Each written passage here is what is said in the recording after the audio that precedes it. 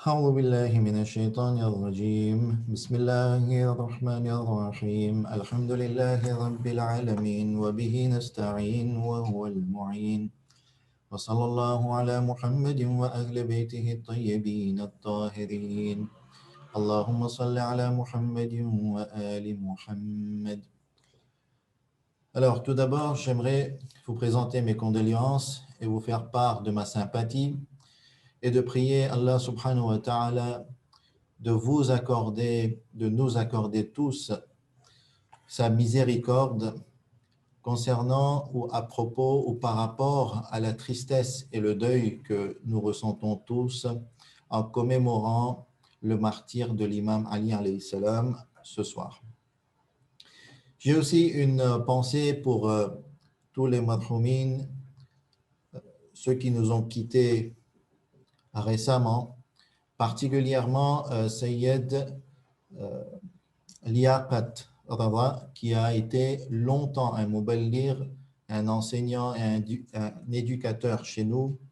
Et étant donné qu'il a été parmi les muballirs qui ont influé, qui m'ont éduqué et qui ont participé à ma construction religieuse, j'aimerais donc que nous ayons une pensée pour cette personne, pour toutes les personnes défuntes, qu'elles soient parmi la famille ou pas, parmi les croyants et les croyantes, les musulmans et les musulmanes.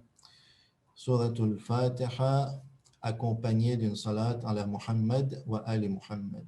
Allahumma salli ala Muhammad. Bismillahirrahmanirrahim. Alhamdulillahi rabbil alamin. Ar-Rahmanir-Rahim. Maliki yawmiddin. إياك نعبد وإياك نستعين اهدنا الصراط المستقيم صراط الذين أنعمت عليهم غير المغضوب عليهم ولا الضالين اللهم صل على محمد وآل محمد. Ce soir, c'est également une des nuits du destin, une des nuits du décret, et qu'Allah subhanahu wa ta'ala accorde la guérison à tous ceux qui souffrent dans la maladie, qui en pâtissent particulièrement du Covid-19, et qu'Allah subhanahu wa ta'ala aide ceux qui sont dans la difficulté, libère ceux qui sont injustement emprisonnés et aide tous ceux qui font face à quelconque difficulté, et qu'Allah subhanahu wa ta'ala exauce vos vœux et vos souhaits en ce soir. En ce qui nous concerne, et notre discussion, nous parlions à propos des bases de la compréhension de la gestion politique, de la conduite politique de l'imam Ali ibn Abi Talib, alayhi salam. Ce soir, nous allons poursuivre cette discussion. Et lors de la dernière session, nous avions eu une brève introduction et ensuite nous avions fait part de la problématique en soulevant des questionnements, des zones d'ombre, des ambiguïtés concernant certaines décisions dans la politique de l'imam Ali alayhi salam. Ce soir, nous allons poursuivre avec la seconde partie de la discussion en faisant part des bases proposées de la part de l'auteur de l'article sur lequel nous nous sommes basés. Et il s'agit donc d'un article de Cheikh Mehdi Mahrizi, qui est un chercheur, un éminent chercheur dans les sciences du hadith dans l'organisme Dar al-Hadith conduit par Cheikh Ray Shahri. Et donc, concernant ces bases pour comprendre la conduite politique de l'imam Ali alayhi salam, il faut savoir qu'il va nous proposer des outils pour mieux analyser les décisions et la conduite politique de l'imam Ali alayhi salam. Mais rapidement, je vous rappelle ces questionnements que nous avions soulevés la dernière fois et les points synthèse de ces questionnements. Tout d'abord, on a parlé du silence et de l'isolement de l'imam Ali alayhi salam après Saqifa, et cela durant de longues années. Et souvent, ce silence et cet isolement des affaires de la société est incompris. On a aussi parlé des doutes qui ont été émis de la part de certains savants, de la part de certains historiens et analystes sur le talent et l'habileté politique de l'imam Ali alayhi salam. On a fait part de questionnements concernant la nomination d'administrateurs qui ont trahi l'imam Ali alayhi salam, et cette nomination nous a paru inappropriée. Enfin, il y a eu aussi des ambiguïtés concernant la destitution de certains administrateurs vertueux. Et selon nous, selon la vision donc, de l'auteur de l'article, quand je dis nous, je suis en train de parler au nom de l'auteur de l'article lorsqu'il a émis et soulevé ces questionnements. Et donc, ces destitutions nous ont paru inappropriées, inadéquates. Maintenant, on passe à des outils qui vont nous permettre de mieux comprendre la conduite politique de l'imam Ali alayhi salam. Et c'est là que le savant nous dit que pour bien analyser, pour avoir un regard pondéré et mesuré sur la politique de l'imam Ali alayhi salam, il faut tenir compte de certains points. Le premier point, c'est qu'il faut voir la réalité telle qu'elle est sur le terrain. Il faut voir quelle est la mentalité de la population générale lorsque l'imam Ali alayhi salam prend le pouvoir, prend le califat. Dans quel état psychologique se trouve cette population, tout en prenant compte la disparité entre les différents peuples qui sont entrés nouvellement et récemment dans la communauté musulmane, surtout avec les conquêtes qui ont été opérées et réalisées au temps des califes précédents. Et donc, cette mentalité, elle était, on va dire, dans un état bien spécifique. On s'en souvient que Osman, le calife précédent, a été assassiné après avoir été assiégé et subi un siège autour de chez lui durant 40 jours. Il n'a pas eu droit à l'eau et de quoi se nourrir. Et donc, il a été maltraité. Et on voit très bien qu'il y a une exaspération dans la population. Et cette mentalité, il faut la tenir compte. Elle est bien spécifique. On n'est plus à l'époque du prophète, on n'est plus après Saqifa, on n'est plus après la prise de pouvoir de Omar ibn al-Khattab. Il faut aussi bien évaluer quelles sont les forces d'opposition. On avait dit qu'à l'époque de Osman, ce dernier avait donné des privilèges et des biens extraordinaires à ses cousins, les Omeyyades. Et aujourd'hui, donc lorsque l'imam Ali alayhi salam prend le califat, ces personnes sont extrêmement puissantes. Et d'ailleurs, Muawiyah est gouverneur de Damas et d'une bonne partie du Cham, c'est-à-dire la Syrie, la Jordanie et la Palestine actuelle. Il a un pouvoir d'influence qui est extrêmement fort.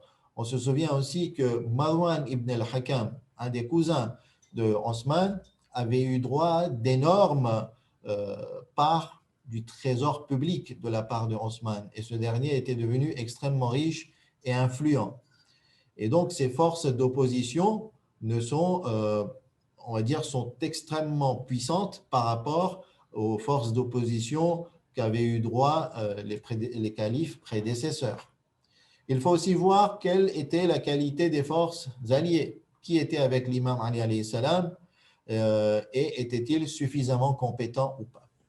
Le second point à tenir lorsqu'on analyse de façon précise et pondérée la situation ou la conduite politique de l'imam Ali alayhi salam, c'est qu'il faut lui demander à l'imam Ali alayhi salam qu'est-ce que vous vouliez faire en prenant le califat? Quels étaient vos objectifs à court, moyen et long terme? Et donc, ces objectifs sont très, très importants pour savoir ce qu'il voulait faire, ce qu'il voulait réaliser sur le terrain. Enfin, lorsqu'on étudie les textes historiques, il faut tenter de reconstituer minutieusement le puzzle en tenant compte de la globalité des textes historiques et il ne faut pas être sélectif dans le choix des textes, sinon l'analyse sera biaisée. Et c'est là qu'une petite parenthèse est intéressante, c'est que des chercheurs, il y en a des centaines et des milliers, et tout le monde aujourd'hui, de nos jours, prétend être un chercheur. Mais le gros problème de tous les chercheurs, je dirais de A à Z, c'est qu'ils sont sélectifs. Pourquoi? Parce qu'on a tous une approche idéologique des choses. Celui qui va être, on va dire, concernant cet exemple, le chercheur chiite aura une approche idéologique et donc il va se diriger vers les textes, les choisir en étant sous l'influence de cette idéologie. Et de l'autre côté, celui qui est contre l'imam Ali, alayhi salam, ou celui qui prétend être neutre. Okay? La neutralité, de toute façon, tout le monde, tous les chercheurs prétendent être neutres. Mais le souci, c'est qu'il y a toujours un background idéologique, un paradigme, un système de pensée sur lequel le recherche ou le chercheur se base. Et c'est ce paradigme qui va, on va dire, le pousser à être souvent sélectif et partial dans son analyse. Alors, on va prendre l'exemple de Ziyad ibn Abi. Lors de la dernière session, on avait fait part du choix de l'imam Ali alayhi salam de maintenir Ziyad ibn Abi et donc de le choisir comme administrateur. Et cela, tout d'abord, à Basra. Donc, le gouverneur nommé était Abdullah ibn Abbas et Ziyad ibn Abi, qui est le père de Ubaydullah ibn Ziyad. Ziyad ibn Abi est connu comme étant un sanguinaire qui va oppresser les chiites à l'époque de Muawiyah. Et donc, on se pose énormément de questions sur ce choix et cette nomination de Ziyad ibn Abi en tant qu'administrateur. Et c'est là qu'il faut se poser les questions suivantes et soulever les remarques que je vais vous faire part. Tout d'abord, très bien, les faits sont les faits. Il a été nommé administrateur. Mais il y avait ou y avait-il d'autres hommes? Y avait-il un autre homme plus apte pour ce poste? Okay. Puisqu'il ne faut pas uniquement chercher des qualités intrinsèques, il faut aussi voir si la personne a une reconnaissance dans le système des tribus qui régissait le monde arabe. Et de nos jours, encore en Irak, dans certaines parties de l'Iran, même aux Émirats arabes unis, en Syrie, il y a le système de tribus et lorsqu'il n'y a pas de personnes suffisamment influentes pour bien gérer ce système des tribus, les rivalités entre les tribus, les alliances entre les tribus, recueillir ou avoir le respect des chefs des tribus, à ce moment-là, le gouvernant ne pourra pas bien gouverner. Et en Irak et même en Iran, par exemple, les gouvernements sont obligés de traiter avec les tribus et les chefs de tribus pour qu'il y ait une stabilité dans les régions où ces tribus sont implantées depuis des siècles. Et donc, il faut voir si on trouve un homme aussi compétent que ça. Il faut savoir que Ziyad ibn Abi est connu comme étant de fort, courageux, quelqu'un de respecté, quelqu'un de adib, c'est-à-dire littéraire, qui a un bon pouvoir oratoire. Et donc, l'imam Ali alayhi salam n'avait pas forcément beaucoup d'hommes avec lui.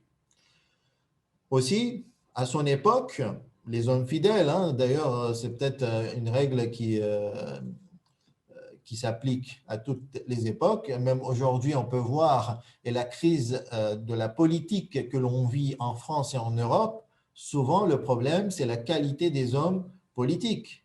Nous avons toujours très peu de personnes fidèles, loyales, compétentes, honnêtes. Et donc, l'imam Ali alayhi salam devait choisir parmi des personnes qui étaient, on va dire, les moins nocives, les moins dangereuses et qui en même temps lui permettaient de se diriger vers ses objectifs à court terme au moins, sinon à moyen terme. De l'autre côté, l'imam Ali alayhi salam, il chapeautait, il surveillait de près la situation et on verra d'ailleurs un témoignage, justement une lettre qu'il a écrite à Ziyad ibn Abi qui nous montre que l'imam Ali alayhi salam savait très bien de ce qui se passait sous sa gouvernance et s'il y avait danger au niveau de la déviation de certaines personnes ou pas, et donc il essayait d'intervenir le plus rapidement possible. Et donc, concernant Ziyad ibn Abi, on a dit que c'était quelqu'un qui était expérimenté, il était un bon politicien et il avait cet art de pouvoir diriger les tribus et les chefs de tribus et des situations complexes sur le terrain. Enfin, il faut dire que l'imam Ali alayhi salam avait des objectifs à court, moyen et long terme. Certes, il a été assassiné au bout de 5 ans de califat et même moins de 5 ans de califat, et donc il n'a pas pu réaliser ses objectifs, mais en gardant Ziyad ibn Abi, il évitait de perdre quelqu'un qui aille dans le camp en face et qui soit quelqu'un de compétent. Et lorsqu'on lit l'histoire, on verra que l'imam Ali alayhi salam n'a pas finalement eu tort en donnant un poste à Ziyad ibn Abi. Tout d'abord, je vous lis cette lettre relatée dans Voix de l'éloquence, Nahj al-Balagha, où l'imam s'adresse à cette personne. Et donc, l'imam lui dit, après être informé que Muawiyah avait écrit à Ziyad pour le tromper et lui expliquer qu'ils étaient liés par le sang. Donc, Muawiyah essayait de soudoyer et d'attirer Ziyad ibn Abi dans son camp. L'imam dit, j'ai appris que Muawiyah t'a écrit pour tromper ton esprit et émousser ta vivacité. Tu dois être sur tes gardes face à lui, car il est Satan, il s'approche d'un croyant par l'avant et par l'arrière, par la droite et par la gauche, pour l'attraper soudainement au moment où il fait preuve de négligence et pour défaire son intelligence. Vous allez lire la suite de la lettre tranquillement. Et à la fin, Ziyad réagit et il dit, par le Seigneur de la Kaaba, son propos est juste. C'est-à-dire le propos de l'imam Ali alayhi salam est véridique. Et l'histoire nous montre que Ziyad ibn Abi n'a pas trahi l'imam Ali alayhi salam et n'est pas parti rejoindre le camp de Muawiyah, n'a ni oppressé les musulmans ou les chiites durant le vivant de l'imam Ali alayhi salam, mais les événements se sont complètement retournés après le martyre de l'imam Ali alayhi salam et après le traité de paix entre l'imam Hassan alayhi salam et Muawiyah, lorsque Muawiyah a pris le pouvoir, et c'est là que Ziyad ibn Abi a rejoint le camp de Muawiyah, et c'est là qu'il est devenu sanguinaire. Et donc, on peut donc comprendre le choix de l'imam Ali alayhi salam avec ces éléments. Un autre élément qui soutient l'hypothèse que l'imam Ali alayhi salam n'avait pas suffisamment de personnes loyales et compétentes à ses côtés. Et vous vous souvenez, on avait parlé de Nu'man ibn Ajlan, qui certes, lui, va finir par trahir l'imam alayhi salam durant même son califat, mais lorsqu'on lit la lettre, ou plutôt, oui, la lettre entièrement, on se rend compte pourquoi l'imam Ali alayhi salam a dû retirer le gouverneur précédent et placer Ajlan ibn Zuraqi. À présent, j'ai envoyé à Nu'man ibn Ajlan Az-Zuraqi à Bahreïn et je t'ai libéré. Je t'ai libéré, c'est qui? C'est Omar ibn Abi Salama al-Makhzoumi, son gouverneur à Bahreïn. Sans qu'il n'y ait une mauvaise chose de ta part, ni quelque chose à te reprocher, car tu as bien rempli tes fonctions de gouverneur et tu as répondu à tes obligations. Mais alors pourquoi destituer une personne comme ça? Ainsi vient un mois alors que tu n'es ni suspecté, ni réprimandé, ni blâmé, ni coupable. Donc l'imam insiste qu'il n'y a pas de problème avec Omar ibn Abi Salama. Mais c'est quoi le souci de l'imam? C'est je veux simplement aller à la rencontre des récalcitrants du Levant, c'est-à-dire Cham, se préparer pour la bataille de Siffin, et je souhaite que tu sois avec moi car tu fais partie de ceux sur qui je peux compter lorsqu'il s'agit de combattre l'ennemi et diriger les piliers de la religion. si Allah le veut. Et donc, par ce choix, on comprend que l'imam Ali alayhi salam, d'un côté, a dû placer Nu'man ibn Ajlan, qui certes va le trahir, et donc l'imam voyait peut-être que Nu'man va le trahir, Nu'man est dangereux, mais de l'autre côté, Nu'man est influent. Et donc, il a placé Nu'man Bahreïn, loin de chez lui, et il a pris Omar ibn Abi Salma al-Makhzoumi, qui est une personne loyale, fidèle, pour l'accompagner pour une des batailles les plus importantes du califat de l'imam Ali alayhi salam. Et cette bataille, on le verra dans un instant, touche directement l'objectif premier de l'imam Ali alayhi salam.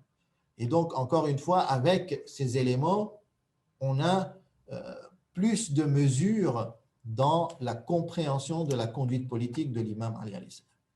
Le deuxième point, la deuxième base sur laquelle le chercheur souhaite se baser pour mieux comprendre les agissements politiques de l'imam Ali alayhi salam, c'est la revendication du peuple, l'état psychologique du peuple, la situation des individus. Il faut tout d'abord bien prendre en compte que nous avons vécu un soulèvement populaire tragique, catastrophique. Et le peuple souhaite des réformes et des changements en profondeur. Sinon, le peuple ne se serait pas soulevé ainsi en assassinant le calife en place. Il faut aussi se mettre dans l'esprit de ce peuple. C'est un peuple qui est fatigué, qui est exténué par la situation de corruption, de décadence, et donc c'est un peuple qui a énormément de demandes à satisfaire. Et on va dire que ce n'est pas évident de satisfaire un seul individu qui est exténué, qui est fatigué, qui n'en peut plus de la situation. Et là, nous avons un peuple, une population qui vit cette situation. Et l'imam Ali alayhi salam devait, on va dire, agir entre ces deux limites. D'un côté, la réforme profonde, puisque ça fait partie aussi des revendications à satisfaire, mais de l'autre côté, le peuple est fatigué. Certes, le peuple veut des réformes, donc il a le sens de sacrifice, mais par la fatigue, il peut abandonner aussi rapidement. Et donc, ce n'est pas du tout évident à se mettre à la place de l'imam alayhi salam et d'agir entre ces deux limites. Il devait aussi installer, en tant que gouvernant, une équipe loyale, engagée, fidèle, compétente, des hommes de foi. Mais de l'autre côté, il ne pouvait pas non plus démettre de leurs fonctions tous les administrateurs dans ce grand empire musulman. Vous aviez vu, vous avez encore l'image de la carte des territoires islamiques en tête. Il y a d'énormes territoires à régir, à gérer, et donc ce n'est pas possible de destituer toutes les personnes, même si certaines ne sont pas compétentes. Certaines personnes ne sont pas loyales, mais l'imam ne pouvait pas prendre le risque de mettre le chaos. Enfin, la question concernant Muawiyah. Pourquoi insister, donc la question qui avait été soulevée, pourquoi insister et démettre Muawiyah de ses fonctions? Et là, Shahid As-Sadr dit que destituer Muawiyah, c'est annihiler, détruire la source de la corruption, le visage du mal. Muawiyah représentait, on va dire, la destitution de Muawiyah représentait cette réforme qu'il fallait absolument opérer. Muawiyah représente tout ce qu'il y a de mauvais concernant le califat de Othman. Et l'écarter du pouvoir, c'est l'objectif premier. L'imam ne pouvait pas reculer face à cet objectif. Ça représente toutes les notions que l'imam voulait annihiler, détruire: le privilège, l'injustice, la ruse, la déviation de la sunna, la corruption, la subversion. Donc, Muawiyah devait être destitué, il n'y avait pas d'autre choix pour l'imam Ali alayhi salam, en tenant compte de la situation et de la psychologie de la population. La troisième base sur laquelle on peut on va dire, on peut utiliser pour mieux comprendre l'imam Ali alayhi salam, c'est que l'imam, dès le départ, souhaitait l'unité de la société islamique. Et donc, après sa khifa, lorsqu'on parle de son silence, lorsqu'on parle de son isolement, il souhaitait l'unité des musulmans et la stabilisation de l'islam. Certes, d'un côté, l'imam Ali alayhi salam fait part de cette injustice, de cette usurpation de son droit de gérer les affaires des musulmans. Pourquoi? Parce que le prophète avait, selon l'imam Ali alayhi salam, désigné la meilleure personne pour bien gérer les affaires des musulmans et pour éviter qu'il y ait une déviation dans la vision prophétique. Et donc, l'imam alayhi salam, lorsqu'il a vu qu'il ne pouvait plus prendre le pouvoir, que personne ne l'aidait et que tous, ou la grande majorité, s'est alliée pour lui usurper ce droit, il s'est muré dans le silence, il a fait preuve de patience pour qu'il n'y ait pas une déstabilisation de l'unité des musulmans et de l'islam. Et le second point qu'il faut tenir compte ici, c'est que durant son califat, il a essayé de tout faire pour qu'il n'y ait pas de dissension sur des affaires secondaires. Par exemple, selon certains analystes, il a dû maintenir certains administrateurs comme le juge Shuraih à Koufa, parce que ce dernier étant influent, mais n'étant pas si dangereux pour le califat et pour les objectifs de l'imam Ali alayhi salam, à ce moment-là, il l'a maintenu. Et d'ailleurs, on retrouve plusieurs correspondances où l'imam alayhi salam, ou plusieurs communications où l'imam s'adresse au juge Shuraih et lui fait part de ses remontrances. Donc l'imam est toujours là. Okay? Il y a des personnes qui, certes, l'imam a peur, ça peut très rapidement virer, on va dire, vers le mauvais chemin, mais l'imam est aux aguets. Ces personnes, il les suit, il les conseille, il fait des remontrances, il les sermonne. Et de l'autre côté, l'imam voulait opérer certaines réformes sur le terrain, il a vu que ces réformes ne passaient pas, et pour éviter que les gens finalement se disputent et aillent vers la division à cause de ces réformes, il s'est reculé, il s'est mis en retrait par rapport à ces réformes. Et donc là, nous avons des textes qui soutiennent ce qui a été avancé par le chercheur. Tout d'abord, dans le sermon 3, on l'a lu et rapidement, je remets un extrait où l'imam dit que lorsque la situation lui échappait après sa khifa, il a compris que la patience était alors plus sage. Ainsi, j'ai adopté la patience, même si cela revenait à ressentir une piqûre dans l'œil, un étouffement au niveau de la gorge. Aujourd'hui, les Arabes, même s'ils sont peu en nombre, sont grands en raison de l'islam et forts en raison de leur unité. Et ces phrases sont dites à qui? Elles sont adressées à Omar lorsque ce dernier cherche conseil auprès de l'imam Ali alayhi salam. Qu'est-ce que l'imam lui dit? Tu dois rester comme l'axe pour eux et faire tourner le moulin grâce aux Arabes et être leur racine. Et donc l'imam reconnaît que l'unité de la nation, c'est une nation encore nouvelle, en formation, donc l'unité de la nation, ça va être le principal facteur de la force de cette nation. Et donc, même à Omar, il va conseiller de faire en sorte que la nation reste unie. Lettre 58. En fait, il y avait une unité complète. L'imam est en train de raconter les événements juste avant qu'il prenne le califat ou au moment où il va prendre le califat. Donc l'imam dit qu'il y avait une unité complète, à part que nous différions sur la question du sang de Osman.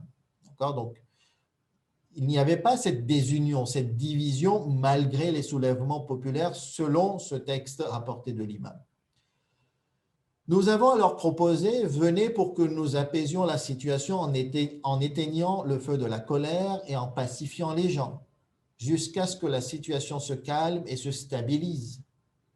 Et nous serons alors plus forts pour nous occuper des affaires correctement. Donc, l'imam, alayhi salam, à chaque instant ou à tout moment, souhaitait qu'il y ait une stabilisation, une pacification, une unité, une union dans la Ummah et dans la communauté musulmane. Un exemple de retrait au niveau d'une des réformes, et ça concerne la prière de Tarawih. C'est rapporté dans Al-Wafi de l'imam Amir al-Mu'minin alayhi salam, par Allah, j'ai ordonné les gens de ne pas prier en assemblée durant le mois de Ramadan, sauf pour les prières obligatoires. Je leur ai appris que leurs assemblées pour les prières surérogatoires étaient une innovation. Donc, il parle de la prière de Tarawih. Donc, les musulmans ne devaient pas la prier en assemblée, mais certains officiers qui combattaient pour moi levèrent la voix. Ô gens de l'islam, ô musulmans, la sunna de Omar a été changée. Il nous interdit de prier volontairement durant le mois de Ramadan. J'ai alors craint qu'une partie de l'armée ne se révolte et provoque des divisions dans la communauté des musulmans. Cette dernière phrase montre que l'imam a dû reculer face à cette réforme et la considérer finalement une réforme peut-être à opérer sur le moyen, sur le long terme, puisque ça a provoqué des divisions dans la communauté, surtout à Koufa. Enfin, la quatrième base sur laquelle le chercheur se base et nous la propose pour mieux comprendre la conduite politique de l'imam Ali alayhi salam, c'est que l'imam voulait revivifier, revitaliser l'esprit de la religion, la sunna du prophète. Et cela, tout d'abord, en maintenant les lois divines, parce que selon l'imam, ces lois permettent de préserver les objectifs divins pour l'humanité.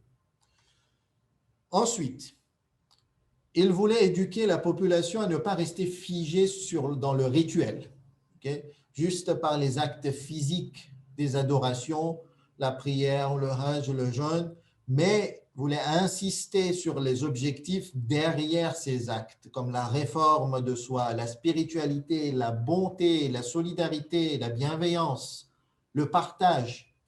Et donc, une personne qui est adoratrice, qui aime les adorations, qui accomplit les adorations, doit chercher des objectifs nobles derrière ces adorations et ne pas se limiter à l'acte rituel. Réinstaurer la sunna du prophète comme voie à suivre pour les musulmans. Et cela, durant nos derniers cours, nous avions lu plusieurs textes où l'imam alayhi salam nous parle de revenir à la sunna du prophète, à cette voie indiquée par le prophète, puisque c'est la bonne voie pour l'islam et c'est la bonne voie, ce sont les bons enseignements pour comprendre le Coran et pour appliquer l'esprit du Coran dans une société. L'imam alayhi salam voulait aussi donner vie aux fondements comme la soumission au Dieu unique, la justice, la solidarité, l'amitié, le respect de la dignité humaine. Et d'ailleurs, on trouve énormément de textes dans le Nahj al-Balagha qui insistent sur ces points. Et donc, en contrepartie, il voulait lutter contre l'injustice, la corruption, la tyrannie, le traitement indigne et inhumain, et même cette forme d'associationnisme et d'associer quelque chose des passions à Dieu. Et donc, on voit très bien que l'imam, alayhi salam, en tout cas dans le Nahj al-Balagha, si on en vient au Nahj al-Balagha, n'insiste pas énormément sur les ibadat, sur les prières, sur le hajj. Certes, il en fait mention, mais vous voyez qu'il ne parle pas de beaucoup de fiqh, de jurisprudence, de normes rituelles. Il y a des allusions, il y a quelques passages, mais combien et ô combien il nous parle de la justice, du partage, du respect de l'autre, du dédain envers ce monde, faire attention à tout ce qui nous attire faussement en ce monde et de ne pas nous faire duper par ce monde. Et donc, on voit très bien que l'imam, alayhi salam, au départ, lorsqu'il a pris son califat, voulait absolument insister sur ces notions et cela faisait partie de ses objectifs premiers. Et donc là, on trouve pas mal de témoignages dans le Nahj al-Balagha où il parle « Suivez sa sunna, la sunna du prophète, marchez sur les pas de votre prophète. Quant à mon testament, le voici. » Juste avant sa mort, regardez ces paroles. Pour ce qui est d'Allah, ne lui associez rien. Et pour ce qui est de Muhammad, sallallahu alayhi wa sallam, ne négligez pas sa sunna, ne négligez pas sa voie, la voie qu'il nous a montrée. Ses enseignements, gardez ces deux piliers et nourrissez le feu de ces deux lampes. Il va aussi nous parler de justice. Et on a étudié et réfléchi sur ce sermon 224 où il dit « Par Allah, même si on me donnait tous les 7 domaines avec tout ce qui se trouve sous les cieux, afin que je désobéisse à Allah en arrachant un grain d'orge des pattes d'une fourmi, je ne le ferai pas. Pour moi, votre monde est plus léger que la feuille qui tient la sauterelle dans sa bouche pour la mâcher. » Donc, on voit que l'imam, comment il insiste sur la notion de justice. Par Allah, je n'ai pas dissimulé un seul mot, ni énoncé un seul mensonge. L'imam voulait lutter contre le mensonge, contre la trahison. Habitue ton cœur à la miséricorde à l'égard des sujets, à l'affection et la bonté envers le peuple. Dans sa lettre adressée à Malik al-Ashtar, où l'imam parle d'équité, de bonté envers les gens, qu'ils soient de la même religion ou pas. Cette phrase, elle est tellement connue. Ne te positionne pas face à eux tels des bêtes avides qui se suffisent de les dévorer. Sois bon envers les gens. Parce que même s'ils ne sont pas tes frères en religion, ils sont tes semblables dans la création. Et cette phrase, elle est tellement forte de la part de l'imam Ali alayhi salam et tellement célèbre. Tenez vos engagements et confiez-les à des personnes loyales. Donc, vous voyez que l'imam, dès le départ, voulait lutter contre des déviations qui, pour lui, sont très profondes et ô combien, on va dire, dangereuses pour la société. Mais réformer une mentalité, ça demande énormément du temps et la situation sociale était chaotique. Enfin, je ramène ce dernier témoignage où où il parle de Muawiyah. Il ne s'adresse pas à Muawiyah, il parle de Muawiyah. Il dit, par Allah, Muawiyah n'est pas plus intelligent que moi. Donc, vous voyez que les objections que nous avons soulevées lors de la première session avaient été soulevées devant l'imam Ali alayhi salam. Et les gens, en fait, disaient à l'imam Ali alayhi salam que tu n'as pas cette intelligence politique. Et regardez l'imam comment il répond. Muawiyah n'est pas plus intelligent que moi, mais il abuse et commet de mauvaises actions. Si je ne détestais pas la duperie, je serais le plus rusé de tous les hommes. Cependant, chaque duperie est un péché, chaque péché est une désobéissance et chaque individu malhonnête portera une bannière par laquelle il sera reconnu le jour du jugement. Par Allah, on ne peut me rendre négligent par une quelconque stratégie. Voyez, on ne peut me rendre négligent par une quelconque stratégie et je ne peux non plus être vaincu par des épreuves. Donc l'imam Ali alayhi salam, certes, était un homme de principe, certes, était un homme de fondement, était un homme de foi, fidèle, sincère. Mais ce n'était pas non plus un fondamentaliste 100%. Il avait une dose de pragmatisme dans sa politique et dans sa conduite politique. Et on a vu des exemples. Et justement, c'est qu'il faut se dire que l'imam avait un certain pourcentage de pragmatisme, mais ça reste un homme de principe.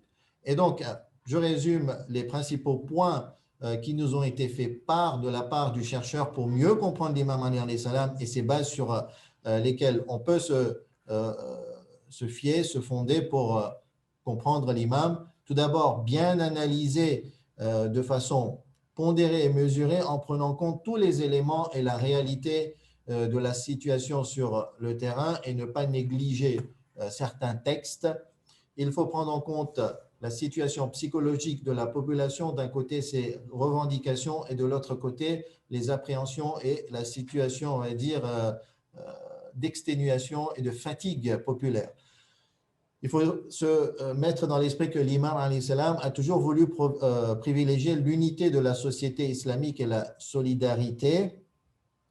Et enfin, un des objectifs premiers, c'était qu'il souhaitait revivifier, revitaliser l'esprit de la religion du Coran et réinstaurer la sunna du prophète comme voie à suivre dans les affaires de la religion. Wa sallallahu ala Muhammad wa ali Muhammad. صلى الله عليك يا أبا الحسن صلى الله عليك يا أمير المؤمنين صلى الله عليك يا علي بن أبي طالب صلوا على محمد وآل محمد. En hommage à l'imam Ali alayhi salam et à son martyr, nous allons réciter quelques vers de poèmes et ensuite un chant élégiaque de la part de Adil Ali Mohamed.